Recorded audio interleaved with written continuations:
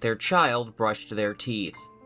Oswald arrives at school and runs into his bully, a kid named Dylan, who mocks him by calling Oswald the Ocelot. Oswald the Ocelot was apparently a pink cartoon ocelot on one of the little kid channels. Cannot confirm, but I'm pretty sure, I'm 99% sure, this is a reference to Oswald the Octopus from Nick Jr. That's actually a show that I grew up watching, and I'm interested in the fact that it's in this FNAF novel. That one never gets old, does it? Oswald walked past Dylan, and was relieved when his tormentor chose not to follow him. So Oswald draws in his notebook during his last day, and the book says he's drawing this weird image of bears and birds and bunnies. But they're animatronics. I wonder where this is going. Even after finishing the story, there's not actually a reason given as to why Oswald has the notion to draw what is very obviously the Freddy's cast of characters minus Foxy. It's implied that the story takes place in the mid-2010s, so it would be after the heyday of Freddy's but before the Pizzaplex. There is never any reason given for this, psychic connection to Freddy's, that he starts drawing Freddy's characters right before he meets Freddy's characters. Oswald's teacher turns on a childish movie about talking barn animals. The book does not specify if this is Charlotte's Web, or Babe, or Barnyard. The book's discussion of copyrighted real-world IPs is an interesting topic that we're going to delve into later, but for now we should just note that the Farm movie is not specified one way or the other what movie it is. So Oswald goes home and his dad makes dinner, mac and cheese and corn. It was a very yellow meal. Yellow. Like spring Bonnie? Oswald's mom works from noon to midnight, so she's never the one making dinner. At dinner, Oswald's dad broaches the topic of Oswald being more independent this summer, suggesting that he drive him into town in the mornings and then Oswald can hang out at the library or at Jeff's Pizza until his dad's done at work at 3. Jeff's Pizza is very clearly an old Freddy's location. Oswald points out how it has a stage, but they don't even have a karaoke machine, so what's that for? It's also just as run down as the town. That night, they watch an old Japanese monster movie called Zendrillix vs. Mechazendrillix. While the Farm movie just avoided saying the title outright, the book now creates a fictionalized version of what is obviously Godzilla and Mechagodzilla. It's not uncommon for books and movies to make fictional parodies of real things, but as we'll see later, this is very inconsistent within Into the Pit. What gets avoided entirely, what gets mentioned, what's a real piece of media, what gets a fake title like Zendrillix. There's a lot of contradictions, and we'll actually examine those at the end. Godzilla, or Zendrillix and Mechazendrillix, are inherently contrasted to the Freddy's characters. One is a robot, like an endoskeleton, and Oswald prefers the real Zendrillix, the one who is not just an endoskeleton. Even though he was just a guy in a rubber suit, somehow he managed to have a lot of personality. That night, Oswald lies in bed, worried about how boring his summer will be. Right before a page break, he thinks to himself, please, let something interesting happen. This is his wish, the wish that's mentioned on the back cover. He wants something interesting to happen this summer. The next morning, Oswald drinks orange juice because he can only consume orange and yellow food. His mom brings up his best friend Ben, who moved away, and he almost cries. His mom says that maybe somebody new will move into town and he can make friends, but then Oswald says, why would a new family move here? She's like, yeah, that's true, because the town's dying. If there's one thing we know about the town, it's that it's dying. I'm gonna have to bring this up again later because it's gonna be contradicted. Oswald goes to the library, he reads a science fiction manga, and sees adults at the computers, and the book implies that these are homeless people on meth. I am not joking. As always, he had to wait forever to use the computers, because they were all taken by people who looked like they had no place else to be. Men with scraggly beards wearing layers of ratty clothing, two thin women with sad eyes and bad teeth. He waited his turn politely, knowing that some of these people used the library for shelter during the day, then spent the night on the streets. He goes to Jeff's Pizza, and he notes again that there is a stage, and also that there is a mural that's been covered up by yellow paint, the mural obviously being of the Freddy's gang. But now, their legacy has been covered up by yellow. Like Spring Bonnie. There's a ball pit in the corner, it's surrounded by yellow rope to keep people out. The only employee in the restaurant is Jeff, so Oswald orders a cheese slice and a orange soda, because orange and yellow foods. and he pulls out his library book, which is a manga about a world where kids with secret powers went to a special school to learn how to fight evil. There's no date associated with the story. It was published in 2019, but so far it could have taken place any year after the invention of tablets, because they mentioned tablets. So it's definitely the 2010s. If this manga is supposed to be My Hero Academia, or Jujutsu Kaisen or Demon Slayer or something like that, then that puts it after the year 2014. 2 hours later, Jeff gives Oswald some free pizza and then his dad picks him up. Fast forward a couple of weeks. It is now Family Fun Night, a night that Oswald's family sets aside to do fun things together. He mentions going skating or bowling and how his parents used to hold his hand to help him skate better. But now they have no money, so they just do things at home, like rent a movie from Redbox. It's just a weird time capsule of a thing because Redbox went out of business in July of 2024. Even before that, streaming was just so much more popular. I don't know why Oswald doesn't have Netflix. The next section is the most annoying part of the entire story. They start to watch a remake of an old science fiction movie. Once the movie was over, Dad said, "Well, that was pretty good, but not as good as the real version." "What do you mean, the real version?" Oswald asked. "That was the real version." "Not really," Dad said. "I mean, it was set in the same universe as the real version, but it was kind of a cheap knockoff of the one that came out when I was a kid." This discourse is about to get wild, y'all. Okay, so it's a sci-fi movie that is a remake of a movie from when Oswald's dad was a kid, and it stated later that his father remembers the MCI. He was a little older than 14 during the MCI, which was 1985, so he's probably born in the early 70s, actually. So a science fiction movie from the 70s or 80s, most movies from that era, but the dad does say it's set in the same universe as the original movie. This statement's interesting because it's the exact kind of language that is used to discuss the Fazbear Frights and the Tales from the Pizzaplex novels. Obviously, when this was first written, that was not the case. It was not the discourse that people were discussing whether it being in the same world as the games actually means it's in the same continuity, but it's possible. So it's a legacy sequel that is basically a remake. They're watching The Force Awakens. FNAF has entered into the murky waters of sequel trilogy discourse. So yeah, they're watching Star Wars, which also sets this story in 2016 at the earliest, because that's when The Force Awakens would have been available on DVD and Blu-ray. There's a weird line break in the middle of the paragraph. I think this is just an editing mistake. This is not the first printing of the book, it's actually from the box set, so it's theoretically the most recent printing of the book. So I don't know why this editing mistake is here. I know this sounds like I'm harping on the topic. It does become important later. One morning, Dad is driving Oswald into town, and there's a song on the radio that Oswald doesn't like. It was some stupid song about a tractor. There's lots of stupid songs about tractors. There's Big Green Tractor. She thinks my tractor's sexy. International Harvester. Once again, the book is unwilling to name something, but just hints at a thing that does actually exist. So far, that list includes Barnyard, My Hero Academia, Star Wars The Force Awakens, and one of the tractor songs. Fun fact, Big Green Tractor and She Thinks My Tractor's Sexy were actually written by the same guy. "I was out bush hogging on my farm one night and I had the lights on. It was about 8 o'clock and I was driving along in this field. I was cleaning up this fence row and just started singing this melody and then this chorus driving this big green tractor I was on. I was singing just little bits and pieces. The next day I was writing with Jim Collins, who had written She Thinks My Tractor's Sexy for Kenny Chesney. I walked in there and asked if he'd be willing to tackle another tractor song, and he said, yeah." David Lee Murphy. The places that researching FNAF takes me are, I swear to God, wild. Dad apparently calls Oswald Oz. This is important because of isekais.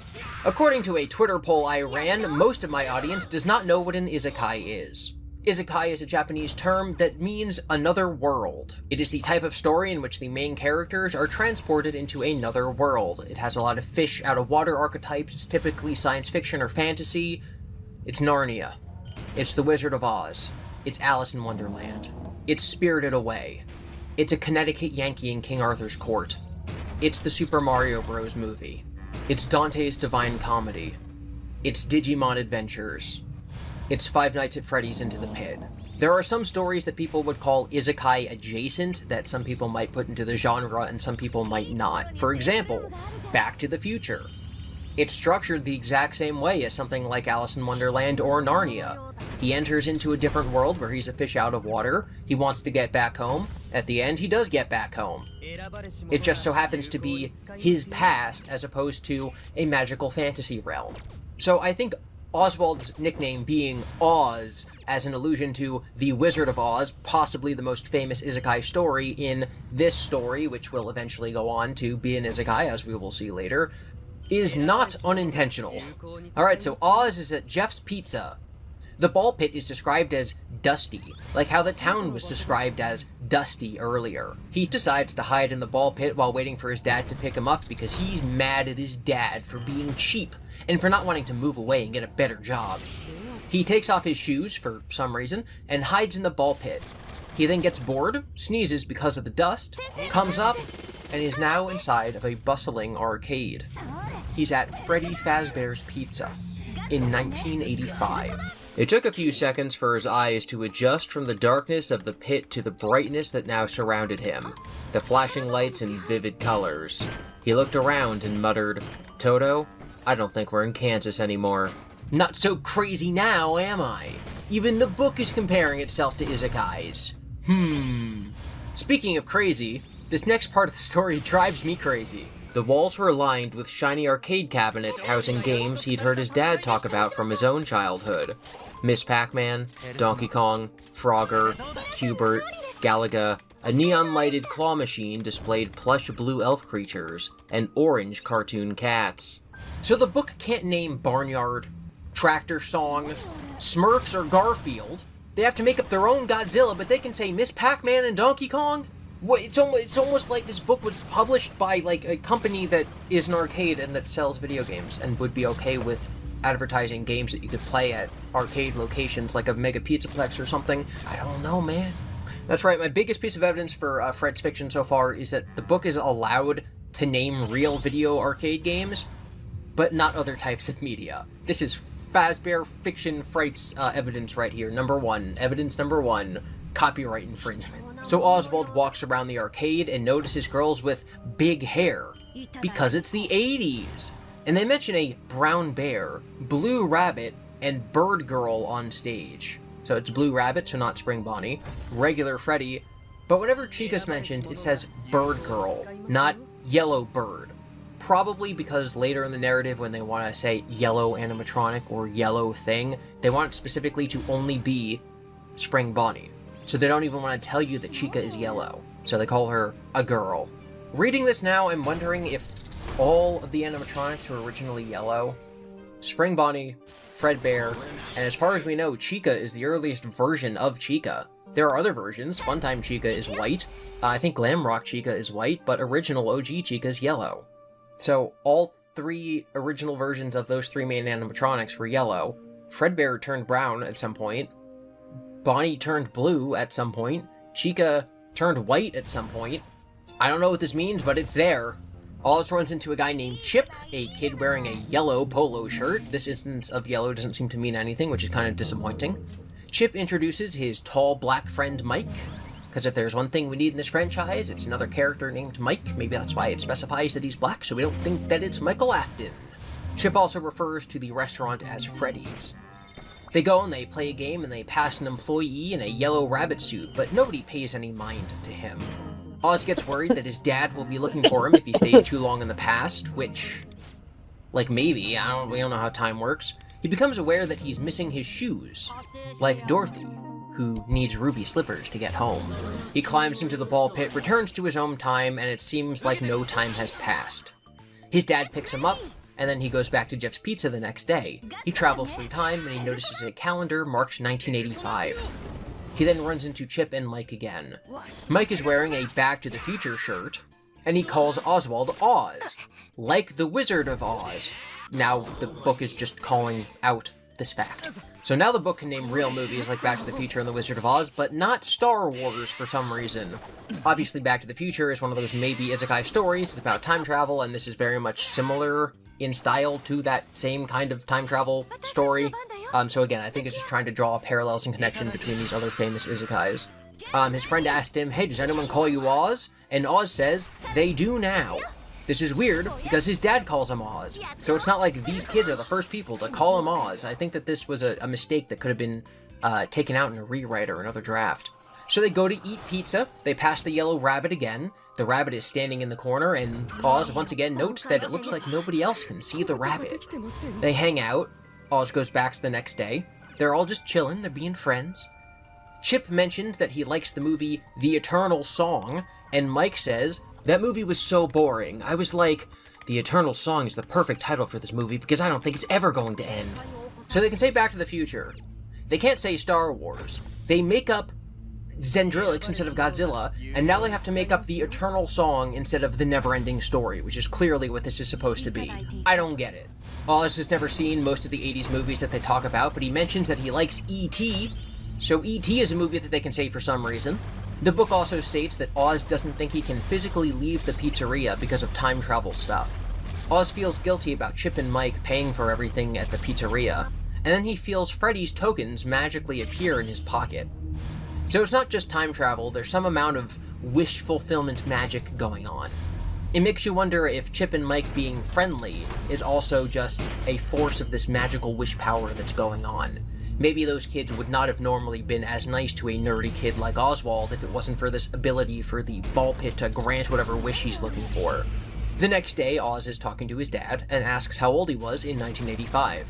Dad starts talking about baseball and going to the arcade when he was a kid, which of course tells us that he would have been going to Freddy's at this time period. Oz calls him on this, and says he's been doing research into Freddy's, and says that it closed down a long time ago. And Dad's like, "Yeah, it closed." Maybe it was Oswald's imagination, but it seemed like his dad was relieved to get to their destination so he wouldn't have to answer any more of his questions. So the dad obviously didn't want to get into the dead children that will be murdered there in 1985, or were murdered there in 1985, I guess. Which is weird, because I figured that if Oswald was to actually research Freddy's, the first thing that would pop up would probably be that it closed down because of the murders. On the fourth day that Oswald goes to Freddy's, or the fifth day that we see him at Jeff's, although keep in mind there's been multiple weeks between him going there, he enters into the ball pit, and he appears in the midst of chaos. In the games, in other FNAF media like the Silver Eyes trilogy and the movie, the MCI is the Missing Children's Incident. William kills about 5 kids over the course of multiple days and hides their bodies within the animatronics. The bodies are never found, and so it's just that kids went missing at Freddy's. There's security camera footage that shows somebody in the yellow Bonnie costume leading people into the back room, so they know it was the yellow Bonnie costume, but they can't necessarily pin it on William. What we're about to see is way different. Oswald looks for Mike and Chip, but can't find them. He sees the yellow rabbit entering a private room. He follows. He thinks that for some reason he can't be hurt before he's born. The book calls attention to Oswald following the rabbit as an allusion to Alice in Wonderland, another famous isekai. The rabbit beckons Oswald into the party room, and he enters, seeing 6 dead children leaning against the wall, all wearing birthday hats. Obviously, in the original story, William did kill 6 kids, with Charlie being the 6th. But in the games and the movies and the whatevers, she is usually not lumped in with the MCI. Unclear what's going on here. Maybe there's an answer for it. In the Fright's fiction theory, I'll talk about that later. I think it's important to note that Oswald's dad did not want to talk to Oswald about the murders, but the rabbit specifically leads him to the scene of all of the dead kids to show him what happened. I'm going to discuss later about all of the mirrors between the father and the rabbit, but this is a good time to mention that there will be a lot of opposites going forward. The book mentions that the rabbit has blank eyes, which is not true of the cover art of the book where he has very bright blue eyes, and it's also not true of the Silver Eyes graphic novel in which his eyes are gray. The rabbit lunges at Oswald. The book goes out of its way to mention that Oswald doesn't know how the kids were killed, so it's obvious that he's not just like wielding a knife. Oswald runs and hides in the ball pit. When he emerges, he is back in the future, and his dad is angrily looking for him at Jeff's Pizza. His dad goes to grab him out of the ball pit, and then a pair of yellow arms reached out of the pit and pulled Dad under. I love the title inversion here. Oswald goes into the pit, the rabbit comes out of the pit to grab the dad, Oswald's going to the past, the rabbit's coming into the future. It's just a good use of the term. I like it. It's also another interesting use of the difference between how time passes in the past and in the present, because Oswald's only there for a couple of minutes, but seemingly hours have passed, whereas other times he's there for hours, but seemingly only seconds passed. So it seems like the pit does whatever's needed to do for the story to continue. The rabbit drags Dad under the balls, and then emerges from the pit. It straightens its bow tie, grabs Oswald, and takes him out of the restaurant. Jeff doesn't seem to notice that a giant bunny is leading Oswald away. It basically says that everybody just sees the rabbit as Oswald's dad. The rabbit drives Oswald home, and when they park, Oswald jumps out of the car, but the rabbit has teleported to stand in front of him. It grabs his arm and brings him inside. The rabbit also can't speak. Oswald locks himself in his room with Jinx, his cat, who had angrily hissed at the rabbit, and he texts his mother to come home. Mom comes home from work early. Oswald tells her that he's worried about Dad, but Mom sees the rabbit as his dad. She says, "Oswald, I just saw your dad. He's lying on the bed in our bedroom watching TV. He made you a chicken pot pie for dinner. It's sitting on the stove." Ah yes, so Dad made food that isn't just something you boil.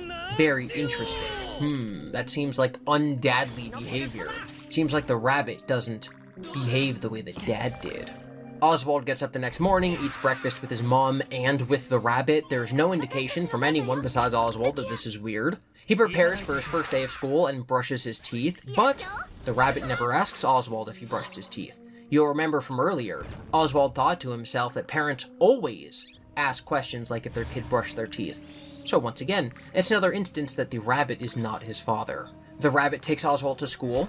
The text keeps referring to it as the big yellow thing, and Oswald tells the rabbit that he's going to take the bus home, so not to worry. The school bus was a big yellow thing he could handle. Dylan, the school bully, starts to pick on Oswald again.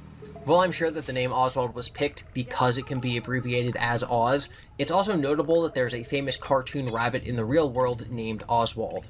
Oswald considers going to the police, but recognizes that whatever magic is going on that leads to people seeing the rabbit as his dad would just lead the police to see the rabbit as his dad, and he would be deemed crazy. At recess, a new girl comes and sits next to him. They introduce themselves. It's weird because the book has been so firm in saying that the town is dying, that people are moving away, that no one's moving to town. And yet this girl moves to town. Earlier, the mom said maybe someone new will move in. Oswald says no they won't, and the mom goes, oh well maybe you'll meet somebody who's been here all along that you just haven't met yet. And now a girl's moved in. Why?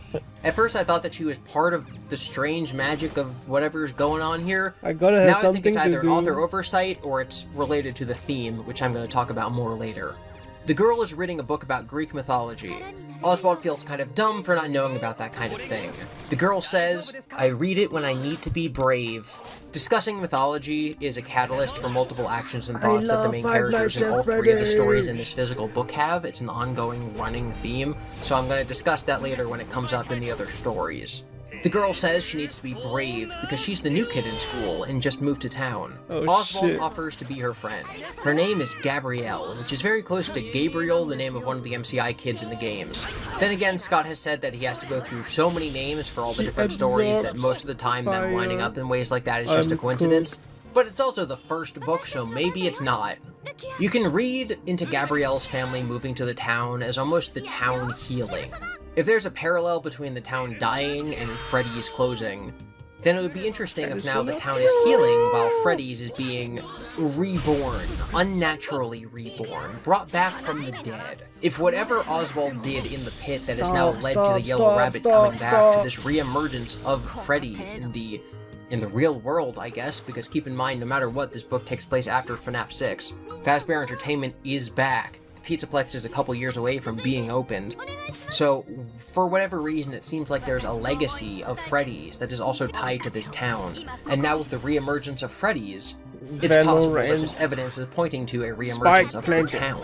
Oswald goes home, the rabbit is vacuuming the living room, probably getting rid of the dust bunnies. Oswald starts to clean the house too. He dusts off the coffee table, a lamp, etc. This specific mention of dusting the house is once again interesting because it invites comparisons to the town being revitalized. The town is described as dusty. Oswald is now dusting and removing the dust. Oswald is the one who went into the ball pit. Oswald is the one who's now rejuvenated Freddy's. The town is rejuvenating as evidenced by Gabrielle moving to town. Again, all these things seem to be connected through imagery within the book. For dinner, the rabbit makes frozen pizza and fruit punch. So Oswald does, in fact, sometimes consume things that are not yellow or orange. He drank red fruit punch. The rabbit does not eat dinner, and Oswald wonders if the rabbit can eat anything. Oswald figures that his dad might be trapped in 1985, so he plots to sneak back into the pit. He waits until dark, and then waited some more. He sneaks past his parents' bedroom and sees the rabbit sleeping in his dad's bed. He goes outside and sees kids riding their bikes. He runs to Jeff's Pizza, and it's still open. It's now a long time after dark. Sigh. It also took Oswald time to get to Jeff's Pizza. It's also the summer, so the darkness comes in even later in the day than it would in other parts of the year, so I am unsure what time it is. It just seems like it would have to be really late for it to be dark. Oh, I didn't get Howler. And then him to run into town. I just lost my Oswald first. distracts Jeff I by ordering lost a my soda. second 50. Goes into the My pit, first finds his 50-50 dad loss back in time, was unconscious Riddle. in the ball pit, My and second then tries to save 50-50 him. loss This was is possibly Rin. an allusion to I multiple didn't even things, get and any I of think the it's new thematically characters. relevant to the book. The first thing I think of is Persephone from Greek mythology, because Greek mythology was brought up earlier. Persephone was kidnapped and brought to the underworld, and then she had to be saved. There's a lot of stories like that throughout all of fiction and mythology, whether it's Dr. Doom trying to save his mother from the afterlife, Hercules has to go down to defeat Cerberus. Percy Jackson has to play fetch with Cerberus or something, I don't know. If we're specifically talking about sons and fathers and the son rescuing the father, then there's a great example of Pinocchio. Geppetto gets swallowed by the whale and Pinocchio has to go in afterward and save him. Yeah, Likewise, Luke Skywalker has to purposefully be captured and enter the Death Star to metaphysically save his father. The idea where you have to venture into the underworld to save somebody is an ancient story. I think that's why 36 Greek hours. mythology was mentioned earlier as a setup to this. I'm going to talk about this more Only during my the first theme section account of the that book. goes for The every book actually character will says pull for. he had to save his dad. Okay, there's too many voices. Also, all the voices. Ah! No, only my first account that has every character that goes for every character will pull for Cherish, and because of that, I'm pulling on the 110 banner. I'm at like 50. I forgot if I'm at 56 or 66 PT right now. Haven't gotten him yet. Yeah, so I have 3 global accounts. I just started playing TW on Saturday. This is my TW account. So this is now the 4th account. I'm trying to catch like up those on ancient the Greek FNAF heroes lore. Gabrielle had told him about. Oswald rescues his father. He's also probably rescuing the town. We'll get back to that. Oswald lifts his dad out of the pit and into the present-day Jeff's Pizza. Motherfucker. The rabbit is there. It attacks Oswald. Oswald punches it. They scuffle. It grabs Oswald and unhinges its jaw, revealing sharp teeth. At this point, I need to Trevor, ask if why you're I here, Springlock you suit know have how sharp teeth. It makes me think that this is more is like one of the like Nightmare not animatronics, supposed something that's actually to- built to be You're not- evil, you're not or a supposed to monster get to, like, manifestation of the 80 essence out of of 80 or really 110 out of Springtrap suit as opposed to 110 an on actual TW. Springlock suit. If that's the case, then I just got to 78, earlier in the story, so a lot more I interesting. think that's So the rabbit as bites lucky as you Oswald's can arm, get. Oswald manages to get him all tangled up in the rope, and the rabbit gets hanged by accident. It starts squirming in pain. Its stare, still terrifying in its blankness, was aimed in Oswald's direction, Also, as if it this were has asking to him be for help. a Oswald short certainly stream wasn't going to because rescue it. Once again, I pointed out parallels between every time I Bunny do and one of those Oswald's long streams father. on a Oswald Saturday, rescued so that I his can father, have but he's not time going to rescue chill the on a rabbit, which is Sunday. this dark mirror of his But father. I gotta After the work creature in the later. suit dies, I it mean, vanishes, tomorrow. leaving behind an empty suit. That ain't happening. Dad wakes up. He doesn't remember any of this. He's probably going to be very confused because he lost a day of his life. And the book says his son led him to the exit of the ball pit. The son is helping the father escape the pit. Hades. He sees the hanging yellow costume, meaning that it's real, the dad can see it now, and they both leave. They tell each other that they love each other, and Jeff calls Hi after them Trevor, saying that I Oswald said, forgot you his know how soda. on TW the song, And the that's the end of the PT story. works For now. differently, Events will be so referenced it's like later on in the really, series, it's the specifically in opposite of Distinct global, Trait it's like Steroids. really hard to get So now I 80 wanna out talk of about the 80 themes and and stuff, 110 out of Because I 110. am the Yap I- Master. The Spring Bonnie but suit my last is a callback to the dead possum my last in the beginning character, of I the story. just got to A 78 furry out of corpse 80 still here. It is so somehow it's like, more dead than dead. this is The bullshit, town man. is This is dying, bullshit. Freddy's closed, but now its memory is coming back, and so the town is also having this weird resurgence where Gabrielle and her family moves to town. I talked about Took all me that. 78 out The of book makes 80, references to isekais and I like got Alice in Rin. Wonderland and the Wizard of Oz explicitly, I got as well as fucking stories like Back to the Yowling Future, Rin. which makes me think that those isekai elements in this book and the comparisons to them are intentional. Now it's where I lose people, Piece of because shit. I'm going to start taking this book way too seriously.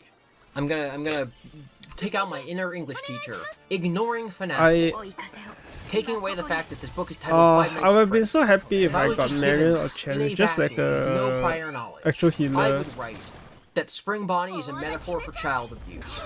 Can't wait for that to be an out of context TV video compilation. I'm now going to read a list of quotes from the book, Go there. and again, I want you to think of this out of context of Mons, Five Nights at kill Freddy's. Shadow King. My take is that Oswald's no dad Mons. is, in reality, changed as a person as a result of losing his job and not being able to provide for his family, etc. And maybe now he's an alcoholic is- or something. So I'm going to read these quotes, I kind and I want of you to ask yourself if low-key they'd be at home in a hate how story about this a is yelling literally kid whose my alcoholic father is fourth scaring time him. clearing this. The rabbit is going to be his father when he's having mementos. those mood swings. He's being too rough, he's yelling, he's abusive, etc. And the child is being gaslit by his community. Like, So this is again, like I'm my going to read home these now. quotes. I want you to think of them in that light. The rabbit was beside him, its arm firmly around Oswald's shoulders, guiding him toward the exit. Oswald looked at Jeff, who How do I stood mod behind the someone? counter. Maybe Jeff would help him? But Jeff wore the same hangdog expression he always wore and just said, "See you later, guys." How could Jeff, how could I anyone just made act like the Trevor a situation mod. was normal? It opened the passenger door of Dad's car and pushed Oswald in. This is kidnapping or something. My mom will be home soon and she'll call the police. Oswald could hear the bunny outside his door. If he made a phone call, it would hear him. But maybe he could send a text. These examples so far depict a 8 p.m. new now. strange feeling of uncomfortableness around his father, who is now This is acting just more gonna rough be a with him than very usual, short as well as the implication that he's not allowed to reach out and talk to other adults about it without repercussions. Oswald, you need to tell me what's going Mama. on. Mom's brow was furrowed with worry. Where to start? Where's How to dinner? explain without sounding crazy? It's Dad. He's Where's not okay. dinner? I'm not even sure where he is. Mom put her hands on both his shoulders. I have no Oswald, I dinner just saw and your it's dad. already 8 He's lying on the PM. bed in our bedroom watching TV. I'm okay, Oswald said. I mean, if Dad's okay, I'm okay. He I'm just okay. didn't seem okay. He just didn't seem okay. But if Dad was okay, it Dad meant was okay. Oswald hadn't Yeah, seen what he Oswald. thought he saw. And that must mean that Oswald was losing his mind. The crossing guard and the kids at the crosswalk didn't seem to notice Yes, that the look car at was all being driven out by a attack. giant yellow I will be rabbit. your support. These examples exhibit the internal struggle Oswald feels, where his father is only acting out around him and not when other adults, including his mother, are present. Because people continue to treat his father as normal, Oswald has to second guess whether his own perceptions of reality are accurate. You guys Basically, like he's being the gaslit. Give it a rest, Dylan, The FNAF Oswald said, lore. pushing past him. I've got way bigger problems feel than like you it's today. very It was stimulating. impossible to concentrate in class. Usually Oswald Especially was a when pretty playing decent student, but how could he focus alongside with his FIFA, life right? and possibly his sanity falling apart? Maybe he should talk to someone, the school counselor or the school police officer. But he knew anything that came out of his mouth would sound dangerously crazy. How could he convince a police officer that his dad was missing if I wish I everybody didn't who have looked work at the yellow so that I thing can, saw like, Oswald's dad? Try to go crazy. These show and the exact kind of behaviors and Go for warning 36 signs that hours. teachers will look for in students who have difficult home lives. keep saying all that, Suddenly and the I still grades are haven't gotten slipping. past the They're lashing out against 9 classmates. hours. first Oswald stream also guarantee. feels like none of the adults will believe him. Because if his father, the main adult in his life, is the one hurting him, how is he supposed to trust another adult? He was trying to figure out how to do battle with a monster, a yellow, long-eared monster, in his own Can you home. believe It this was is my hard fourth calling time? this thing Dad, but he 100% managed. clearing everything now. This specifically draws attention Yeah, I've to the done duality all of this his before, dad, 3 and the times fact that he has to prior. cope by convincing himself that there is some sort And I'm of doing it monster again now. inside of him. It's not Dad, it's this Do you thing, know the which of course definition throughout the of story insanity? would be personified by the yellow rabbit. In this reading, Bonnie would be how Oswald copes with his father's dark side. Yeah, The story ends no with Oswald fire. saving his father Right. from this entity, from these behaviors, and then the two reconciling. Do I think that's what Scott intended? No, but that's because this is a FNAF book. If I was given this story again with no context as an English major, then yeah, I'd read a story about how the bunny is a metaphor for child abuse. How Oswald gets lost in fantasy worlds similar to Oz or Wonder Woman or Narnia to cope. I'm gonna be doing annoying stuff like this for all the stories, so you're gonna have to bear with me. Or rabbit with me. As far as relating to the FNAF game lore, there's the possibility that this situation is meant to mirror the Afton family from the games. William Afton wears a yellow Bonnie suit, and Yes, if he he does. is abusive or an alcoholic, then it's possible that the situation I just described might be a parallel to Michael Afton's childhood growing up with Oh a my father who God. sometimes is a loving dad, and sometimes grabs him too roughly and scares him. So Abuse, especially related to alcoholism, isn't hating your child 24/7. It's rash Dude, behavior, you're actually mood listening to what he's swings, saying? and misplaced blame. There's no reason I don't have to think enough this is the processing case power in the for this. games, This just as to, William is never shown to like, be abusive to his children keep the and gears is nothing other rotating, than you know, caring for them. in But my this head. does fit some people's expectations for what having a serial killer father might be like. Okay, so now to answer the question that is technically the thesis to this entire project. How does this story fit in with Fright's fiction, the fan theory? The theory is that this is an in-universe book published by the Pizzaplex, the Hell Haunted era of Fazbear Bruh. Entertainment. Well, in 1985, the Yellow Book Thing is not published seen by by the Fazbear adults, so Entertainment, Freddy's is like not Rosie. liable for not stopping him. He's not a guy, he's not an employee, he's not a founder, he's a horror slasher monster who cannot be seen. The memory of Freddy's helps to revitalize the town. It shows that Freddy's is important. Reading the book will make kids hungry for pizza and soda. The book talks about how cool arcades are. Freddy's is shown to be a cool place to go. The MCI is just wrong compared to the canon events of the games. 6 victims at once when the arcade is I mean, open, I the do body's that just too, lying out, except, etc. like, It's a similar I don't thing, process any of it. but the actual events aren't the same. It's like just the there book publisher can to use video stimulate game titles like my Pac-Man, but has to make up their own senses. titles for like the Eternal Song, because advertising the arcade too video cooked. games brings people I'm to brain arcades, or because the publisher has deals with the video game companies so that they can use their names in their book. They can mention E.T. Fuck my because of the Mentos. famous E.T. Sick of Atari this game. shit. That's all I got. There's no Surely there's other contradictions things I to can Fright's do. fiction in this book that I could find. We'll see if there are going to be in future titles. But that's about all I have to say about Into the Pit right now. To be beautiful. The 3 stories that make up Into the Pit, to be beautiful, and Count the Ways, are directly stated to be about wishes, and how the character's deepest desires have an unexpected cost. This is written Money on the grabber. back cover. With this knowledge going in, we can assume that one of the themes of this story is to be careful what you wish for, but we're going to actually go in and decide for ourselves what the theme is after we're done reading. I think we need to read the title at face value, so it's called To Be Dr. Beautiful. Lufel, If we take this in the yes, context of it being a wish, we can assume that it means Why? that my wish is to be beautiful, or oh, how wonderful it would be to be beautiful. Before I start, I'm going to tell you to pause the video, to go and watch the movie Mean whoa, Girls, whoa. and then come back. How am I That going will be to- important. This You done? place. You like it? Me too. It's a great movie. You go, Glenn, go. Alright, so now the story will be a lot easier for you to understand Oh, I because think it it's just basically telling me rips off a about lot my of the imagery Maggie, and characters from that which I don't movie. care Alright, about. let's go! Page 1. Flat and fat. Those were the 2 words that Sarah thought of when she looked in the mirror. You've which read she the did a FNAF lot. books. The main character, Holy shit. Sarah, is You're a ugly. bigger Or FNAF at head least than that's me. what she thinks. The narrator, I only narrator says so. I This is something only we're going to be discussing consume a lot, FNAF which is content the through narrator YouTube an videos. unbiased third-person perspective, or is the narrator Sarah? We're going to You keep talking about that crazy. as we go. The book discusses Sarah, and it says that she is a curved belly, but a flat chest, and is shaped like a potato. She has a bulbous nose, she has big ears, and weird proportions. It compares her to a Talk to Mrs. Sony. Potato Head, or not a Mrs. Potato Sony. Head, a don't Mrs. talk to Mix and any of Match, them. because they I want can't to use the talk to copyrighted Neo. phrase Mrs. Potato I don't Head. know This why is I something don't I have talked it about a from lot Neo. in Into the Pit, and it's going to be equally as confusing in this story later. Alright, she's not really bullied at school, it's just a lot of self-esteem stuff. She compares herself to the Beautifuls from school. The Beautifuls are this story's equivalent of the Plastics from Mean Girls. I'm sure that every time I wobble this book in front of the microphone, it sounds amazing to you guys. But yeah, so I am entirely reading all self-invented, esteem Damn, your partner stuff. is a It's important to female. note that mirrors are often used to That's symbolize cool. the That's cool. the reflection of something, not like Unless- its true unless self. Sometimes you're- it's opposite. Sometimes the unless you're saying inversion. your If partner's Sarah like is ugly in a 10 years mirror, old, that could be an then that's not inversion cool. of her true self. Like the mirror is lying. And again, we're going to discuss this more later because mirror imagery keeps popping up. Can I just say I hate how the first page in every chapter is black because it makes it impossible for me to read my own pen writing on those pages. Alright, so Sarah has photos of models and celebrities on the walls Every of her 10-year-old bedroom, and FNAF she fan is aspires 30 to years old emulate now. these people, at least physically. Their eyes were smoky, their lips full, their legs long.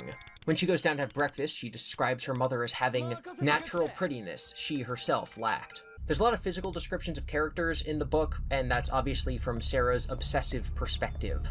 It also notes that her mother is dressed in Surprised a you would go long that floral far. print dress. This might imply that she, like the models, has long legs.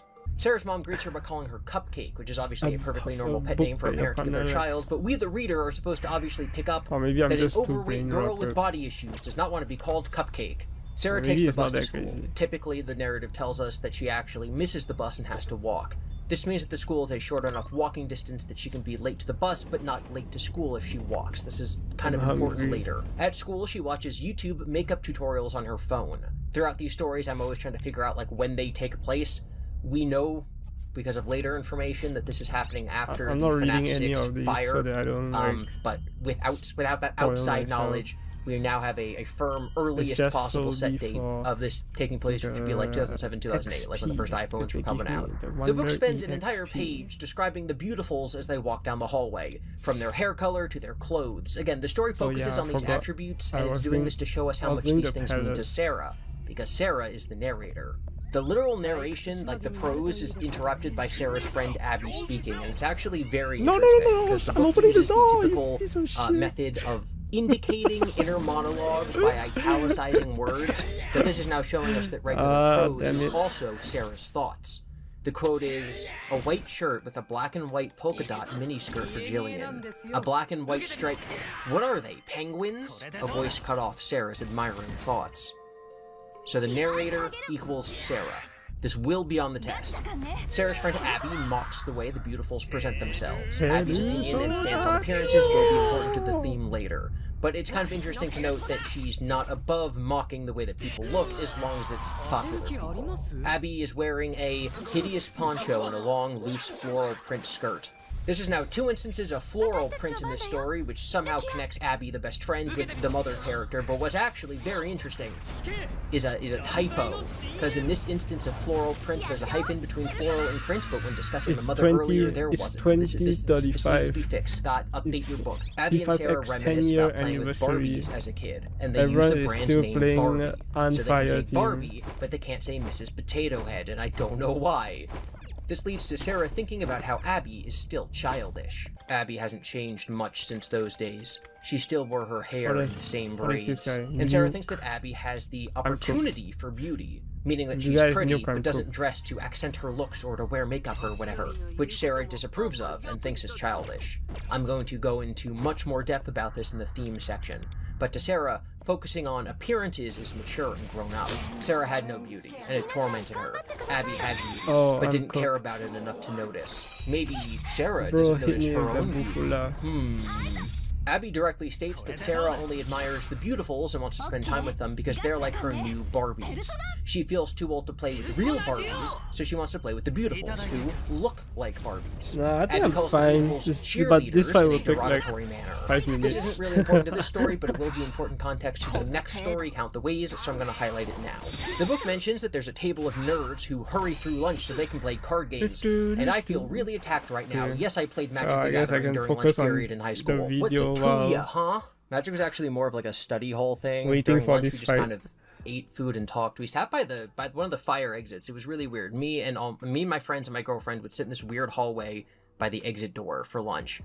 And it What's was he mostly talking just about? talking. When Star Fox 3D Him and came his out girlfriend. on 3DS, This we has did nothing that to do with the sometimes. FNAF lore. One time we stuffed a banana peel into a radiator. This is why this video is and it 36 was there for at hours. least a year because we kept checking on it. It might still be there now. I don't know. It's been over a decade. Sarah and Abby talk about what they do if they had $1 million. Abby would spend it on a nice vacation with her family, spending it with other people, but Sarah says she would spend it on herself, getting a makeover and possibly plastic surgery, which horrifies Abby.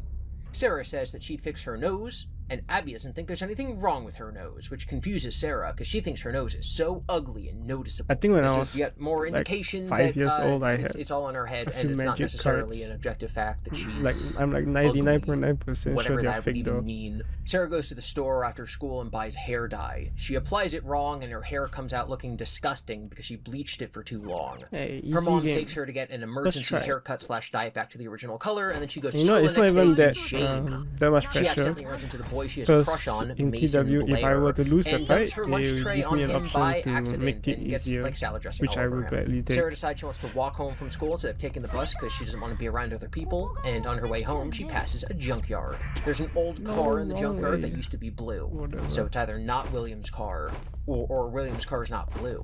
Those are the options. We're going to discuss this in a future story, I'm sure. In the trunk of the car is an arm. She goes to investigate it, and it's part of an animatronic. She wonders if she can pull it out, and she compares the situation to King Arthur pulling the sword from the stone.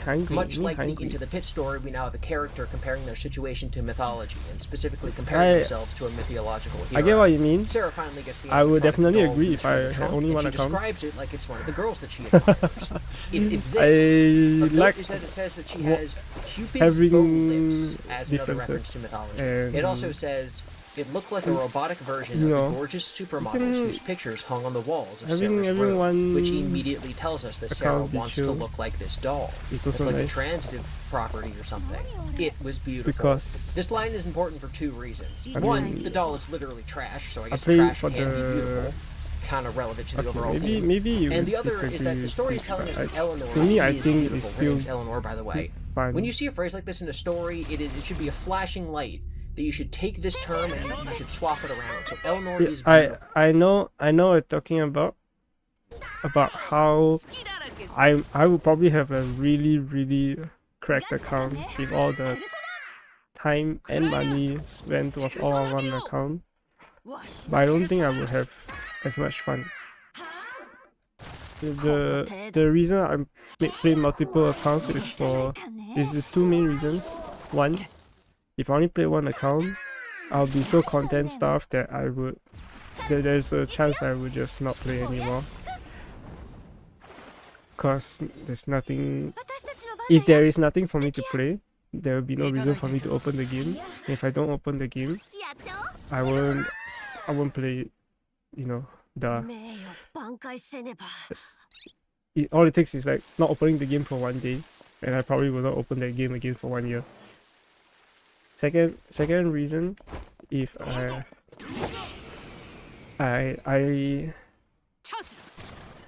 feel like you kind of get into a groove, at least for me, whenever I play gacha games, you kind of just end up sticking to like one team, one or a few specific characters. It gets super boring. Even if you get like an A6 of a character, like me getting A6 chord, if the A6 chord was just on one account, I mean like if I was only playing one account and just had A6 chord, I think I said this before, I wouldn't be able to appreciate the A6 chord and get so numb to it that I don't even care about it anymore. Going back and forth to other accounts that have A0 and A1 chord reminds me of how powerful A6 chord is, and I get to enjoy its power for a longer period. So we should look at other times in the narrative when the word beautiful is written, and we should swap it with the word Eleanor and see if that tells us anything. Likewise, we should take times when the name Eleanor comes up and swap it with the word beautiful to see if that gives us more meaning to the work. I will be getting back to this in a second. Sarah takes the doll home and cleans it up. In this section of the book, the text calls it a doll, a robot, a girl-shaped robot, this thing, it. Sarah also, we learn, has a Well, brother I'm pretty majoring sure in computer these science guys and on the thinks that this side robot are might be something he could have immune worked to on. fire. Sarah turns on the robot, it starts talking, introduces itself as Eleanor, and Oh, says, shit. "You did something nice for me. Now I must do something They nice for absorb you. fire, What do you bro. want, Sarah? I want to make your wishes come true." The back of the Into the Pit book states that the theme of the 3 stories is wishes going Know the wrong. difficulty? So this is now Yeah, Sarah's why not? wish. Nothing really, Sarah said. It Hell wasn't the yeah. truth, but really, Count how me could this in. robot make her wishes come true? So we know that Sarah's wish is to be beautiful, but the story doesn't really have to say that it's obviously impossible for this robot to make her look beautiful. Sarah also knows that it's impossible for this robot to make her look beautiful. And so Sarah, much like us the reader, should see, once again, warning signs, red flags, Lower when the difficulty, robot thank tells you. her that she can make her beautiful. Eleanor brushes Sarah's hair out of her face and asks her again what she wants. The hair brushing is Call me obviously to pathetic. remind us about the fact I that she messed really up her like hair it trying to make when herself look beautiful previously. And so Sarah I finally get to says, make a game "I want easier." to be beautiful." Title drop. Into the Pit also had a title drop. I wonder if all of these stories are going to have title drops, so we'll see if this continues. So if we swap the word beautiful in this sentence with Eleanor, because Eleanor is beautiful, then you I could read think this I as think her saying, "I want should to be allowed Eleanor. to Eleanor tells Sarah that she needs 24 hours to want complete things her to be wish, easy. and so Sarah goes Get the to sleep. option She to wakes up the next morning Get the and sees option and Eleanor choose sitting to in the take corner, things easier. deactivated, and wonders if if the I've whole already thing was a beaten them the dream. hard way. Eleanor was no more alive Which is than the global. stuffed Freddy Fazbear she'd had on her bed since she was 6. This is the only mention of anything Freddy's related in this entire story. Sarah gets home from school, Eleanor moves around and talks to her, which doesn't surprise Sarah, which kind of contradicts the fact that the last section talked about her wondering Mommy! if the whole thing was real. Based on the formatting, Are you I doing wonder for if me that also? entire section was a late addition to the story just to put in some reference to Freddy Fazbear in this book. Yeah, We you have a buy so picture of it many, on right? screen. I'm It helping really you. looks like it could have just been added in post, and then We're they helping kind of each other. forgot that Sarah goes My from mom's cooking instant thinking noodles. it's not real to I'm then asking her to talking to cook her one again, for and me now as she well doesn't for question it dinner. being real. Alright, so Because Eleanor gives Sarah a I necklace, say we're which helping is each other obviously a because symbol she of bought way too beauty, many instant femininity, noodles. etc., and tells her to wear it and keep it on. Each day she'll be more beautiful, but she has to never take off the necklace. This is a classic horror/morality tale setup. There's the magic girdle Ooh, and the free green chest. gift that you can never take Don't off. kill me, or don't that kill one's not me, really don't kill me. magical. I'm opening a There's chest. the Don't story kill of me, the don't girl kill who me. has to keep a ribbon Don't kill me. on her neck Thank and you you. can't ever take it off, and then the husband takes it off and her head falls off. Ooh, those are my 2 examples. Eleanor tells Sarah that she Okay, has to sing I her think to you're sleep for pushing the it with magic to work. kindergartner. This is never I think explained the in the story. kindergartner will I don't get know why it stumped would by be necessary using FNAF lore. there The being song she 50 sings buttons on this is screen. really dumb. Here I you say go. Star Rail is already like 10 times more intuitive than P5X, and I saw my 9-year-old cousin try to play HSR. It was a struggle. I don't know how they are so good. They can be so amazing Before at Eleanor sang Roblox the at like last note, 1-year-old. Sarah was asleep. But This song is repeated my God. multiple times in the book. they It cannot is play not anything other than Roblox. important. There's nothing to Maybe read if I into tell it. them It doesn't this even is rhyme. Roblox, then Sarah they'll wakes up be and her able to arms play are it. longer, and her skin is smoother, and her nails are painted pink. This plays with the idea that as you grow up, your arms are gonna get longer. She'll one day be able to choose to have her nails be pink, and so she's 5 gonna wake Joshi. up What with this happened to kind the of previous body 4 one day. Joshis? By wishing to be beautiful, she was basically also wishing to be older. Sarah's mom thinks she looks nicer and asks her if she's been taking her vitamins.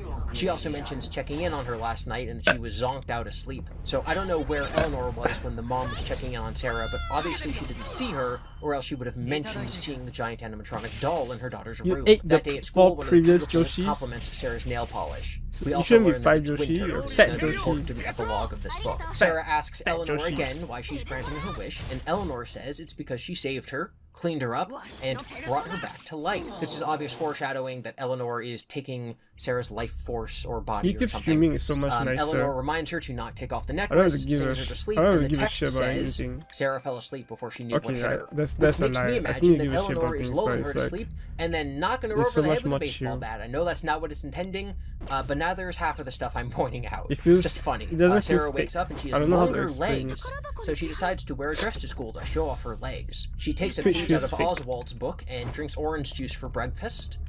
The orange symbolizes badness. The next morning, she wakes up to check what parts of her were upgraded. No, I'm Now we're sorry, using tech terms to refer to her physical body.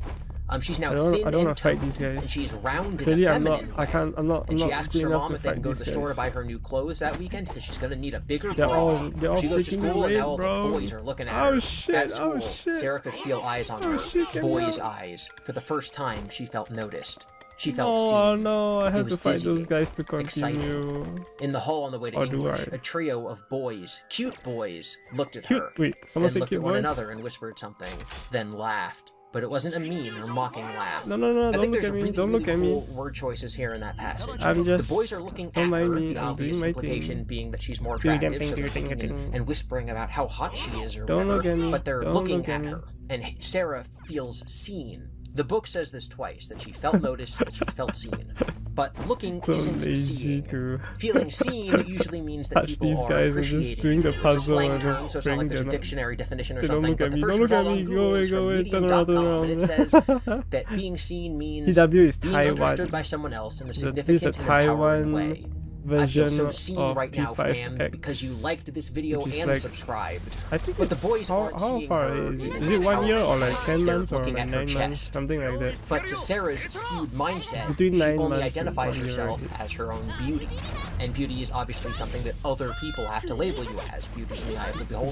So to Zawaru. her, being ogled at by cute boys is the only aspect of her identity that she cares about. So she does. No, it's not 1 year and a understand her half. because her It's physical 1 year or appearance less. is the only thing about her that there is to understand. Because To we are like anyone else, half being year, looked at and we are like seen almost half would be year, completely different and then things. P5X It's only just to and Sarah then that TW just they're had 1.5 saying she cares year, about her and then we're gonna be appearance. She skipping runs into Mason a lot of Blair, stuff, so it's boy like that she less dropped the food like on, 1 year or and they less. bump into each other again, but this time he thinks it's cute, and he starts calling her Salad Girl in a pet name sort of way. That night, Sarah asks Eleanor to change her face. She wakes up and she looks beautiful. Oh my god, it's so cool. She goes to school, she sits with the beautifuls, they befriend her.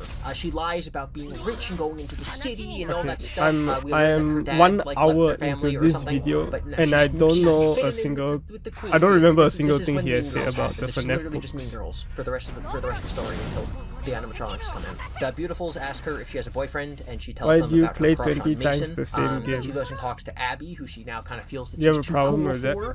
The Because I text like is the always fucking describes game. Abby's physical appearance, mentioning that her I think the game is bulky fucking sweatshirt awesome. doesn't show her shape.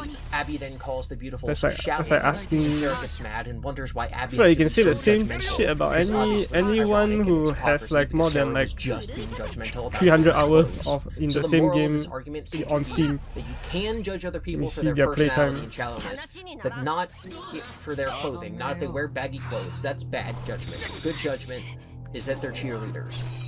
Cheerleaders are bad happy, man. people. Let That's the me be moral of the happy. story. Again, this is going to be contradicted in countless ways. That's why I want to bring it up right now. Let me I really wish waste this my part was money. cut. I like Yes, how the I story already is spent currently money using on the this fact account. that Sarah is the Do not narrator ask. to have the text of the story agree with her false and skewed mindset.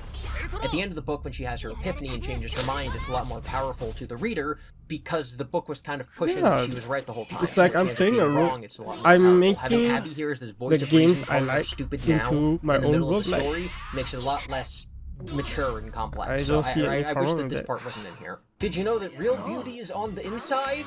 I don't know about you guys, but I don't think Okay. that I Toto don't looks think quite as I cute on the can inside. beat Yes, I did this. just wake you up for that bit, and yes, it was important. So Sarah hangs out with the beautifuls, and they go to the mall, and they chill, and then she I'm goes gonna on die. dates with I think I'm Mason. gonna Oh my die. god, it's the best. High think I school gotta level is up. the best part of your life, and it ever will be. And this is just this how it Right, is. I And can lower the Sarah's so cool. difficulty. And I'm then too- one day nah. at lunch, the Nah. beautifuls start I'm making fun clearly of too Abby. pathetic right And now. Sarah admits these that Abby characters was are her too friend, pathetic. but won't say that she was her best friend, and also won't join in the laughter. But she does smile as if she's part of the gang, just bag. making fun of this other girl. And then right after this moment of betrayal, she goes and she's gonna go throw her food Let's away, but use- she slips on the which food should cafeteria we floor use and she it falls on? down, and the necklace I falls already off of her have neck. Anne The and beautifuls Ryuji. start laughing I- at her for being I could klutz, go for so even though she's Morgana, one of their friends now, they're still but gonna like laugh at her the when she messes up. correct Abby answer goes to is help her, Anne, and but then people I start could to scream. go for People are Morgana. screaming and running to go get help, and after a page of build-up, Sarah finally looks down at her body It'd and be sees that her funny if I body has went for become a Morgana. jumbled collection of gears and bicycle spokes and hubcaps, rusted metal It odds would and be ends, funny cast if I off went useless for parts that Morgana. belonged in a wrecking yard. She's literally turning to trash. Eleanor has been replacing her body Is parts with Morgana- trash, and the necklace kept up the illusion. Okay, She locked eyes with Abby. I haven't and saw her got. friend's horror I at what obviously she haven't was, gotten at to what the she had part become. where, This has a like, double meaning, what obviously, is it because she's called? literally turning to Astrolab? trash, I but think it's also called because she's Astrolab. now a mean and a rude person. So Abby's upset about the person. I'll probably she's use become. him there, Sarah runs right? home, and people So walking it's and like, driving by still better notice to this just trash have monster more running down the road. characters. The book says that it felt like it took hours, but we know that her house is should close just- I enough to should the school just that it can be claim- walked to in I a should few just claim minutes. Morgana Obviously, and feels like replace hours does Luther. not mean it was actually hours, but still I felt like it was worth pointing out. She searches the house That's for the Eleanor real but can't answer. find her. Her ability to speak is fading as she turns more and more into a trash monster. She then knocks over some containers in her garage, and bags of body parts fall on her. At first, her brain couldn't even process what she saw. One bag contained a human leg, another a human arm. They were not the body parts of an adult, and they didn't appear to be the result of an accident. Blood pooled in the bottoms of the bags, but the limbs had been severed neatly, as if in a surgical amputation. Another bag, stuffed with bloody, snake-like Choose one entrails and what rainbow appeared to be a colour. liver, Evolve slid from the Yanoshi cabinet's shelf and to landed on the rainfall. floor with a wet splat. Why were there body parts in her garage? Sarah didn't It's fully my understand Yanoshi. until she saw Good the enough? small bag that held a familiar-looking Yeah. potato-shaped nose. She screamed, but the sound that came out of her was Yanoshi. like the squealing of a car's brakes. So Eleanor's been cutting her up, putting her body parts in the garage, Yanoshi. and again the necklace then kept up the illusion and held her trash body together. I made your wish come true, Sarah, the pretty robot said with another metallic giggle. Yanoshi. And in return, Sarah noticed something she'd never seen on Eleanor before. A Nice. heart-shaped button just below Eleanor's throat that was a nice. double of Sarah's heart-shaped pendant. Eleanor laughed again, then pushed the heart-shaped button. She jerked and shook, but she also visibly softened. Her silver Yeah, I finish saw. It's turning gonna be a rank shade of 9. Go to Caucasian skin. level In a matter of moments, 120. she was a dead ringer for Sarah. That's The old Sarah. crazy. The real Sarah. The Sarah who, looking Alright, back come on on. it, Come hadn't been on. so bad looking Come after on. all. Come The on. Sarah who had spent Come way on. too much time worrying about her appearance. Abby had been right. She had been right about a lot of things. So the necklace transferred energy or something into Why Eleanor, who now do looks I identical bother? to Sarah. I think Why it's do likely I that in an bother? earlier draft of the story, Eleanor probably put Sarah's actual body parts over her, because that would make way more sense than whatever this is. And I guess that they would have changed it because it would have either been too dark or because it contradicts something that Eleanor has to do later. But yeah, I don't know why else you would keep the body parts in bags in the garage. The story then ends with a horrific scene of Sarah dying. In an old mirror propped against the garage wall, she Nice saw herself. stamina. She was no What does longer that a mean? pretty girl, or a girl at all. She didn't Stamina? resemble a human of 111? any kind. She What was about nothing it? but a rusty, dirty pile of junk. 111. sad. 111. Then she felt scared. You can see And me, then she but felt nothing at all. I'm So she juggling once my again hands looked in right the now. mirror and saw 111. herself as trash. 111. Now she actually 111. is. 111. Alright, analysis. I think it's obvious from reading the story that Sarah is not actually ugly. She just has a self-image problem. No one else thinks she's ugly. No one else says she's ugly. Abby doesn't. Her mom doesn't. And in the end, she realizes that she wasn't either. I'm The book's juggling my narrator is hands. Sarah, and thus all the 111. text is biased by her 111. perception. The narrative is New able number, to clue this into us in 111. very subtle ways that I actually really liked. On page 85, it says, none of them even seemed to see her. They just kept right on with their conversations like she These was are the invisible. only like real If uses. they couldn't see her, they probably couldn't hear her either. She felt like a ghost. Do this. But when she first passed the junkyard, which she calls hideous, she adds, because it was so horrible, she couldn't help looking at it when she passed by. So if something's hideous, you can't help yourself but looking at it. But no one looks at Sarah. Therefore, Sarah is not hideous. That's a transitive property of something. Alright, now I'm going to cover some cool things I found. Sarah had no beauty that tormented her. Abby had beauty, but didn't care enough about it to notice. Okay, so this line from the beginning of the story is obviously the moral. Sarah does have beauty, she just can't notice it on herself. The book describes Sarah as mousy the day after her hair dyeing incident. She then runs into Mason again and gets food all over him, and the book says, sorry, she squeaked. I like that she squeaks because it continues that mouse imagery from earlier in that passage. I think one of the most important themes in the story is that Sarah equates focusing on appearances as being grown up. The other important theme would be that she cannot see in herself what she can see in others. So when Sarah is criticizing Abby, she says, I have changed, I've grown up, and you haven't. I think about adult things, and you still buy stickers and watch cartoons and draw horses. those adult things being like fashion and makeup and stuff. So the narrative shows us how silly this is. Okay. Sarah doesn't get that message yet, because when she bleaches her hair, it goes wrong, and the text says her hair was stark white, like she'd become an old woman way before her time. So her focus on beauty is making her grow up too fast, and of course the entire hair dyeing incident is a bad thing. Sarah sees it as a bad thing, we should also see it as a bad thing. She doesn't learn that lesson, that doing this bad thing is causing her to grow up too fast. She doesn't get that moral, but we as the reader should.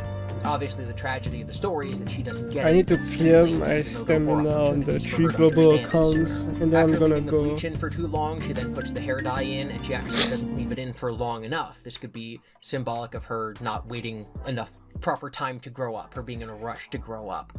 So instead of her hair turning platinum blonde, it turns sewage green. When her mom gets home, she shows her her hair. I want it to be blonde, but you're green. I can see that. Green is another word for being young, so her mom is basically saying that she's acting immature, which again is in contrast to Sarah thinking that this kind of beautification is a sign of growing up. The book is basically hammering in that this isn't actually a sign of maturity. Being comfortable in your own skin is a real sign of maturity.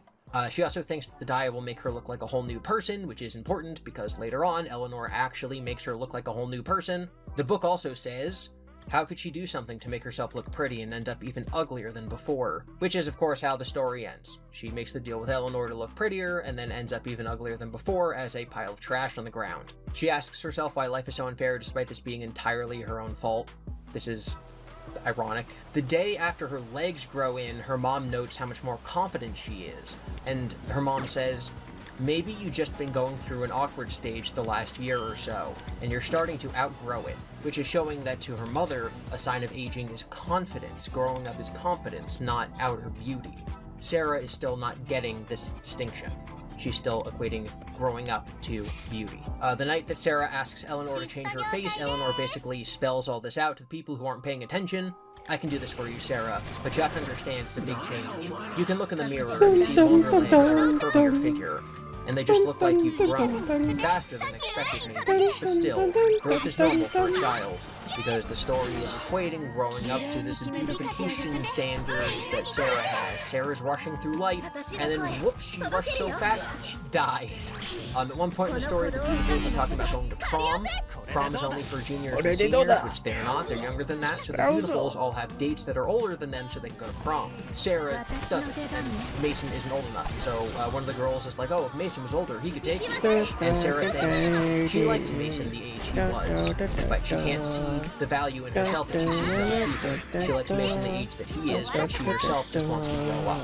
Very early in the story, her mom tells her that she's too young to worry about counting carbs, but then at school she wonders if maybe on her next birthday her mom will let her start wearing more makeup. So to Sarah, there's definitely an association between beauty and age, or I should say, growing up. Pity even on the personas. To use makeup and to be beautiful is an aspect of growing up. One of the things I really want to laud this story for is writing it entirely from the perspective of Sarah. She has a lot of very damaging thought processes and things that go on that are obviously not healthy, and you could write the story with a narrator who points out how wrong Sarah is about everything, but instead the narrator agrees with her, because the narrator is her. The whole book agrees with her, which I think is a much more mature way of telling the story, because it makes the reader work to understand the subtext instead of it just telling you the moral.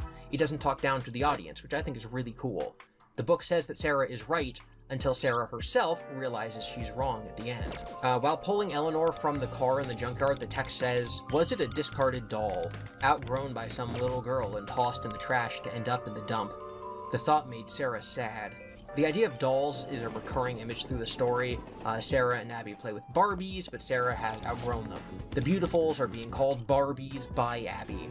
If the little girl outgrows a doll, then that implies that she's growing up. In this instance, a little girl growing up out of a doll makes Sarah sad. And yet she tried asserting to Abby that she grew up because she stopped playing with Barbies. Again, what she sees in others, she can't see in herself. Sarah's able to see her own faults when they manifest in other people, but she can't see them in herself. The fact that the body that this little girl outgrew ended up in a dump makes Sarah sad, and this is of course what ends up happening to her. She tries to beautify herself, which she thinks will make her old, leaving her little girl self behind, and she ends up as literal trash.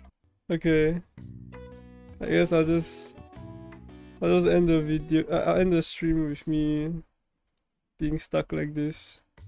See ya.